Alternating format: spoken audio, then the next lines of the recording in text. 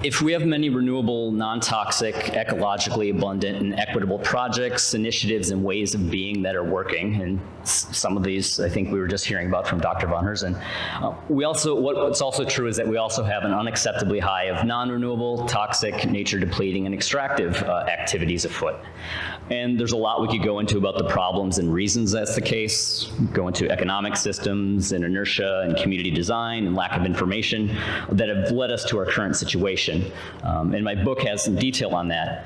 I think what we're more interested in here, and hopefully everywhere, is implementing solutions.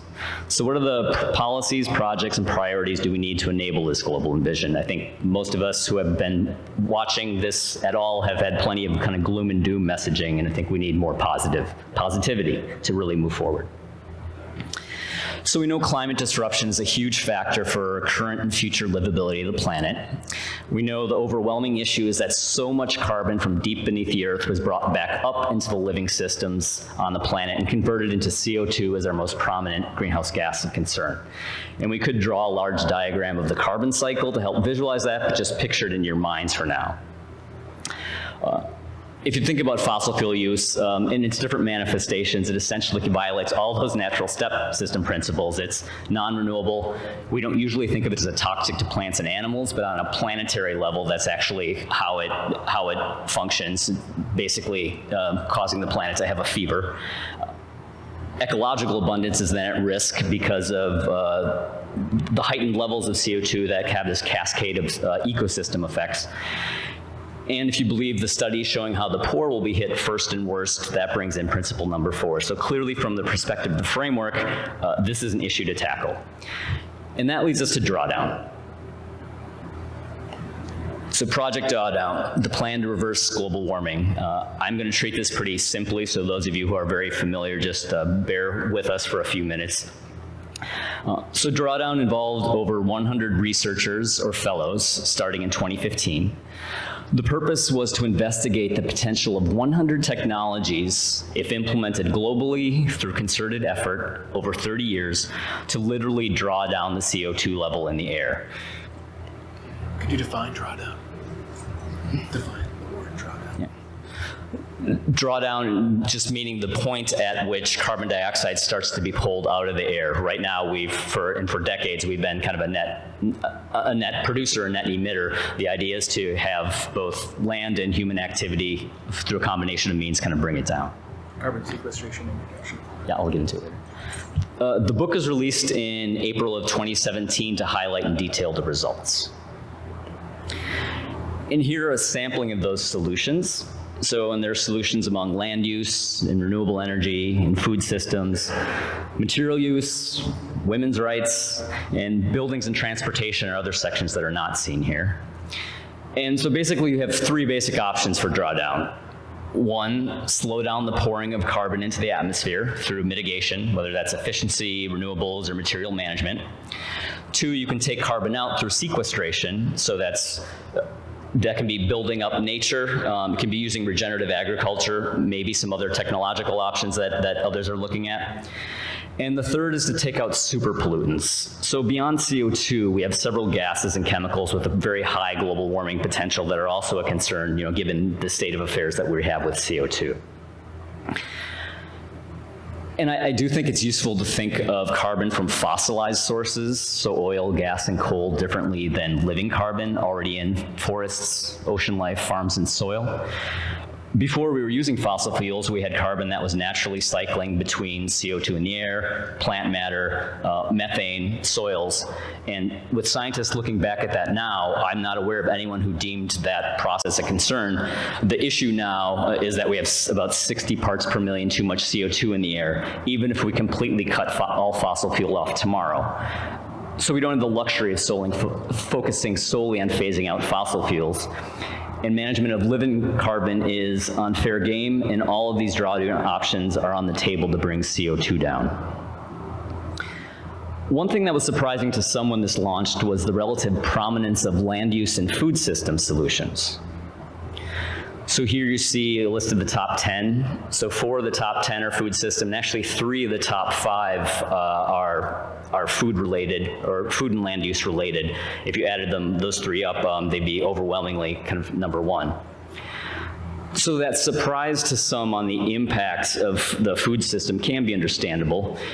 If you look at many city and corporate greenhouse gas inventories, basically how they're managing their carbon emissions, and much of my day job actually involves kind of looking those and building those inventories, you see that building, energy, and transportation are generally huge portions of the inventories, and cities and businesses tend to focus in those areas for solutions. It is important to note that drawdown is answering a somewhat different question than how do I reduce my greenhouse gas emissions. The question is, how do I remove carbon from the air? So part of that certainly involves reducing our GHG emissions, but it also involves taking carbon from the air and putting it in places like into the soil, which can hold a great deal of carbon. And you can see these solutions fall into a real range of areas: refrigerants, renewable energy, the food and land uses like I was just talking about. So all kinds of industry sectors, government bodies, and other actors can have a role in the tapestry of solutions that is drawdown. And what I've seen in true in the past 2 years since drawdown was released into the world is that it has been truly inspiring to many, putting a deeply positive vision around climate action. So communities, organizations like the Pachamama Alliance, who has local chapters kind of working this, and one of them came up with this diagram, and national level groups, there's like Drawdown Switzerland, there's like different countries that are kind of taking it on too, are really taking the suggestions to heart and charting out how they can be part of the solution. So our role here today, as I understand it, is to work through how we can be the most effective network that we can possibly be to restore the climate and see drawdown into reality. With that, let me stop for questions, and thank you for listening.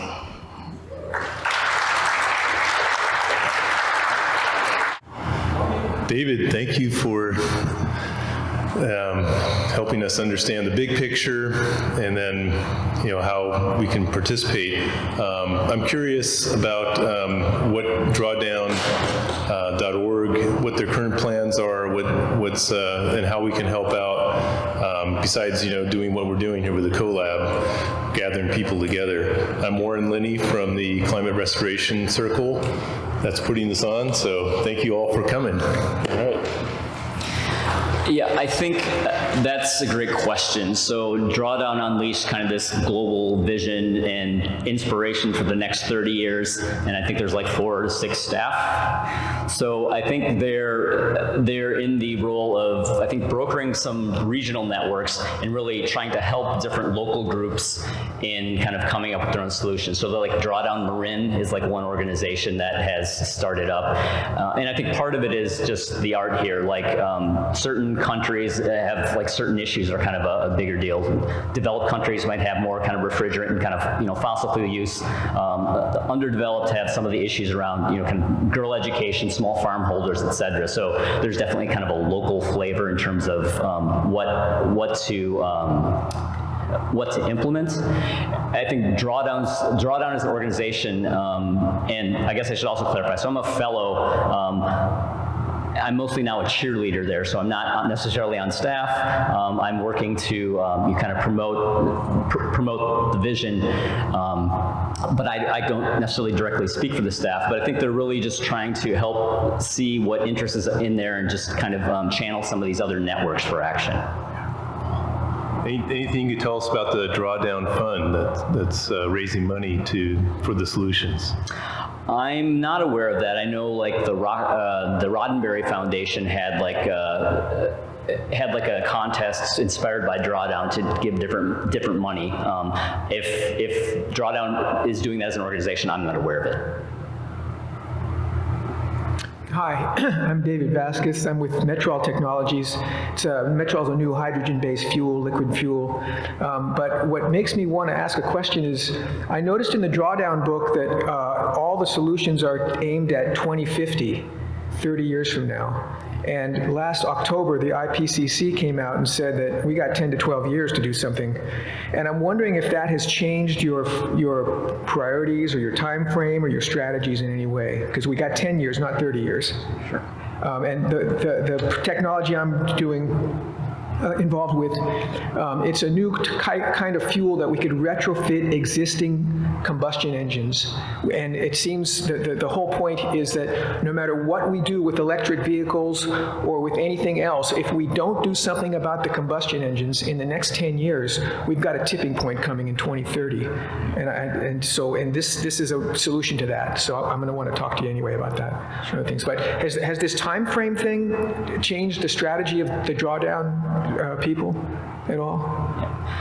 So I think, as you know, the landscape kind of changes on this pretty fast. 10 years ago, people were talking about, Damien and I were just talking about like 80% by 2050 goals. A lot of people were thinking now very differently about that UN study that kind of came out last year. So I guess I would see it as a complementary impetus to implement drawdown even faster. The reality on my read is, because I'm not trying to just be kind of starry-eyed and not look at reality, as I think even getting all of this implemented globally in 20 years is kind of a heavy lift.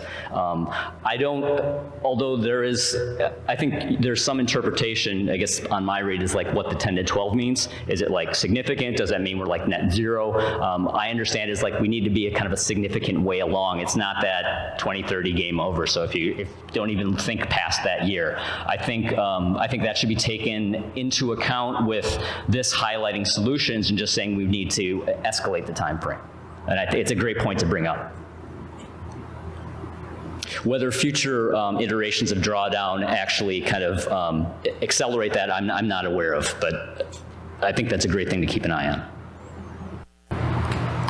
My name is Bob Horn. I'm at Stanford University, and I admire very much the drawdown work that you've done.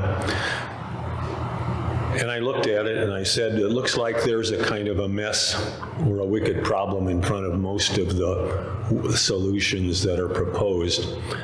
So I said, well, what's number one?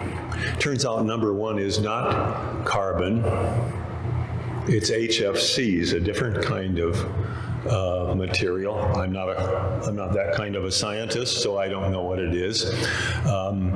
But I said, well, okay, let's work on the number one solution, because at least one piece of data, again, I haven't verified it, is that it could produce a half a degree of increase by 2100. And a half a degree is a degree between 1.5 and 2. So I've started a little group that started to work on that problem. We're making a little bit of progress locally. We could use some help.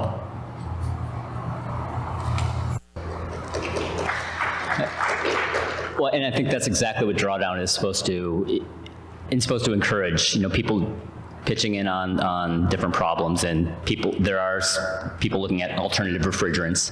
I agree that it's a wicked problem. A lot of this is just like highly dispersed. Like it's not necessarily centrally planned. You just go one place, turn the key, and all these things ripple. In that case, you have HVAC technicians all over the planet that are making decisions around refrigerant, and it's certainly a big issue. And I don't think anyone should kind of understate the gravity of that. Refrigerants ties well into my question. This is Damian Mason.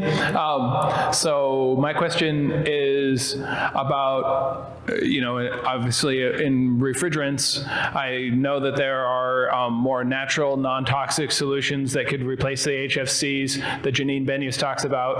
And so my question is, what ways can biomimicry be applied, or what can you speak to about biomimicry and what that is and how that relates to the sustainable development goals that you mentioned, and rethinking the way that we're producing our energy and making our materials?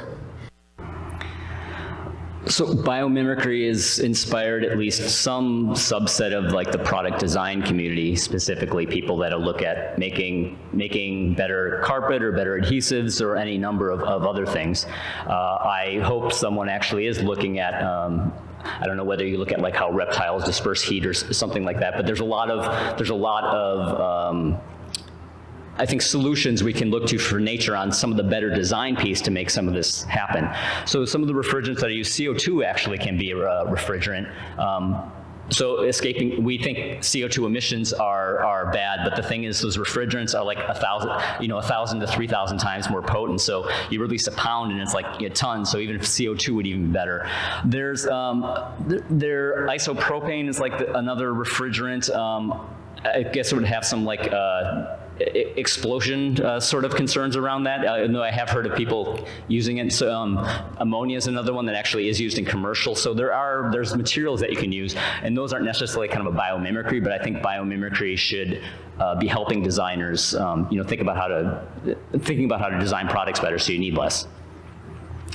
And it applies to business models as well, correct? Business models, even actually refrigerator design, like how do you design a refrigerator to shed load so it actually doesn't need to use refrigerant in the first place. I mean, I think places like that are interesting to think about for sure. Good morning, I'm George Arbellian. I'm with the Buckminster Fuller Institute. And thanks for featuring Bucky's quote. The thing I wish is that we were actually doing it rather than talking about it. And a couple things come to mind that in all the years I've been going to conferences and so forth is, how do we really get this done now? And one is we need to have a vision for the future of work. And two is we need to get the philanthropic organizations and the family foundations working together. And three, as the initial speaker said, we need to get an alliance of all our like thinking working together so that we can apply for grants and have a unified message of what we're asking for and what our vision is. And I celebrate Project Drawdown's efforts to do that. And my question is do you have any ideas on how we can motivate those philanthropic communities? And is there a vision for the future of work that you've worked on? After the book came out, actually, the first place that I kind of really launched into was interested in seeing the international funding community kind of interested in this and investing in it, because I think you can get more bang for your buck usually like overseas. I think there's a lot of organizations there that don't necessarily have the resources, so I think that's a great question. I wasn't really doing it in an official capacity, but I tried to get like a meeting with the UN Foundation a year and a half ago. And I sat down in the meeting, and first thing the guy was meeting with us is like pull out a copy of Drawdown. So he also wasn't feeling like he had a kind of an interesting role, and it's like a big organization, and they already have there are other aspects of like the UN Foundation as really where the money is. He's more of an influencer, but I think we need more examples of that, certainly, and I think spreading the word. It would be people on the boards of philanthropic organizations who are like setting the mission and choosing kind of what the funding priorities are to really take this on, and so how we get to those boards, I think, is an interesting question, because you do see foundations actually change kind of what they're doing every like several years, right? So I think that's something to do. Future of work. I guess the one thing I'll say on that is usually when I do my core presentation on my book, I go through kind of a list of problems, and people seem to be surprised. There's the main comment that usually comes up. You didn't talk about, it's expressed a few different ways: capitalism, money, greed, some level of that. And I don't know if that's sort of what you're talking about on the future of work, but I think a lot of us do have lifestyles that are predicated on the fact that you can make a lot of money to get the things you need, and we're kind of at the stage where we need to work more on just like directly getting what we need and not creating all these problems in the process of trying to make money. So people talk about the future of work, sometimes robotics, sometimes just telework. I mean, there's a lot of different aspects that I've seen come into that. So if you have more specifics, I'd be interested to hear more. Yes, what my concern is that, if we continue adding lanes and commuting, and we continue in this same idea of how work has been, whatever solutions we do with the growing population is going to have to figure out how to deal with the additional pollution that's created from those lifestyles. So, really we're looking at what is the human race going towards and what's it going to be if it's in harmony with all the other life on the planet, and if we are to shift to a regenerative future. And so from that perspective, you know, when you look at coaching in all forms of sports or people playing, you know, music or whatever, it's all about becoming more efficient and more in tune with what you're doing. And this is where humanity is facing right now. And we have, you know, the people that are thinking ahead are the ones that are almost like coaches and showing a way for the future. So that's, and I don't know to what extent Drawdown's actually taking that on. I think the transportation section, there's a lot of EVs actually has showed the biggest impact, and I think Drawdown was mostly kind of looking at sort of the existing system. So if you look at like walkable communities and some of the other solutions, they don't have that big of impact because I think they were being very conservative about, well, how much can we shift? People in rural areas have kind of jobs and already have like certain geographical issues that and no mass transit options. So I think it's certainly kind of a great issue to raise. Thank you. Hi, my name is Jennifer. I am a volunteer with the Climate Foundation, and my question actually comes out of the group that got me in with the Climate Foundation. I started out with a group called Climate Offensive, which is a online community on Reddit, actually, a subreddit. We currently have about 15,000 members and growing. And despite the rather militant name that we have, it's mostly about empowering individuals to be able to take action on climate change in their own day-to-day lives. And one of the big issues, we love Drawdown, and it has given us so much hope, but we found that it's not easy for us to find ways for the people in our communities to take action on those solutions. So my question is, what, if anything, is being done to make, aside from like the regional groups you've talked about earlier, what is being done to make the solutions more accessible to individuals, or are these more just for governments and higher level entities? I think that's a fair critique because I think Drawdown, I think if you listen to Paul Hawken kind of talk about his motivations for doing it, a lot of it is kind of driving like institutional change. I have seen, so I mentioned Pachamama Alliance that is working kind of on an individual level to get people to kind of take specific action.